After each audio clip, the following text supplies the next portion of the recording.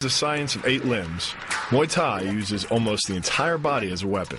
Trained to use their fists like Western boxers, Muay Thai fighters also rely on bone-crushing kicks and 2 strikes almost unique to Muay Thai, the knee and the elbow. This combination of attacks makes Muay Thai a uniquely dangerous martial art.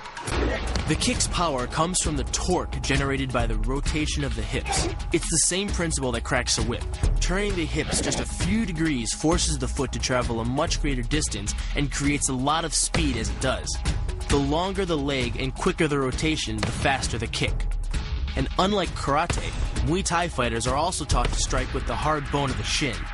A Muay Thai kick can generate roughly the same force as a baseball bat, enough to crack a rib or a leg. Basically, it works like a point of a knife.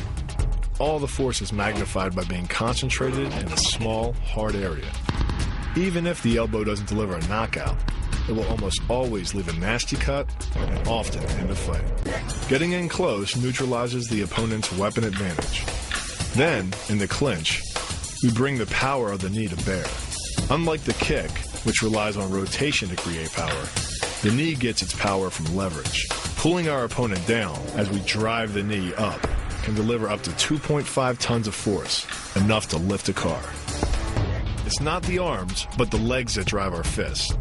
Like a piston, the explosive power of the legs is capable of generating hundreds of pounds of force, all to a very vulnerable area, the soft underside of the opponent's jaw. Like the Hanuman move, the flying knee relies on the explosive power of the legs.